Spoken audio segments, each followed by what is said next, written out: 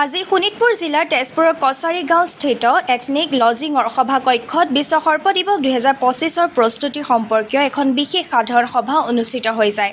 অসমৰ সৰ্ববৃহৎ সৰ্প উদ্ধাৰকাৰী দল হিচাপে পৰিচিত সৰ্পবান্ধৱ সৌৰভ বৰকটকী টীমৰ উদ্যোগত অনুষ্ঠিত আজিৰ এই সভাখনত সভাপতিত্ব কৰে টীমৰ সভাপতি পুষ্পা ডেকাই।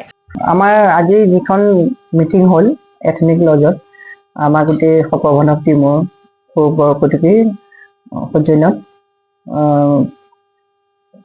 আমি সেই 10জন সৰ্প বন্ধুৰ নাম আমি প্ৰস্তাৱ উপাধি দিম বুলি প্ৰস্তাৱ গ্ৰহণ কৰা হৈছে আৰু 10জন আৰু 4জন আমাৰ বিশিষ্ট ব্যক্তিক অসমৰ তেওঁলোকক সন্মান জনোৱা হ'ব।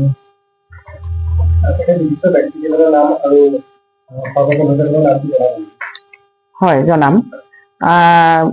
আমাৰ বিশেষ সম্বৰ্ধনা জ্ঞাপন কৰা ব্যক্তিকেইজন হ'ল বিশিষ্ট চিকিৎসক ভৱানী ভূঞা, পশু চিকিৎসক তীৰথ সিং, আৰক্ষী বিষয়া ৰাহুল গগৈ, চিকিৎসাকৰ্মী জ্যোতি চেত্ৰী আৰু সৰ্পবন্ধু যিকেইজনক আমি উপাধি দিম তেওঁলোক শিৱসাগৰৰ বলবীৰ সিং, ওদালগুৰি কলাইগাঁৱৰ ৰামেশ্বৰ ৰাভা, নগাঁও ৰহাৰ পৰা উৎপল শইকীয়া, নলবাৰীৰ পৰা বিৰাজ বৰ্মন, বিশ্বনাথৰ নিৰঞ্জন দাস, চৰাইদেউৰ নবীন বাইলুং, শিৱসাগৰৰ ৰশ্মিতা দাস, তেজপুৰৰ ৰাজবল্লভ শৰ্মা, নপামৰ মচিনুৰ ৰহমান, গহপুৰৰ মহন্ত।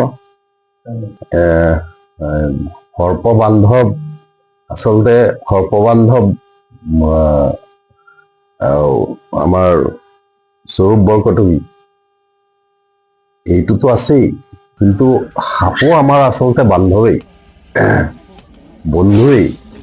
গতিকে আমি সেই যিটো ৰাইজৰ অনুভৱ যিটো আছিল যে সাপক লৈ পেলাই যিটো আতংক এটা এটা আছিল সেইটো আমি নাইকিয়া কৰিবলৈ যথেষ্টখিনি সক্ষম হৈছোঁ আজি কিছু বছৰৰ পৰা আমাৰ সৰ্পবান্ধৱ সকলৰ লগত সৰ্পবন্ধুসকলৰ লগত কাম কৰি আৰু এইটো প্ৰত্যেক বছৰে যে আমি এটা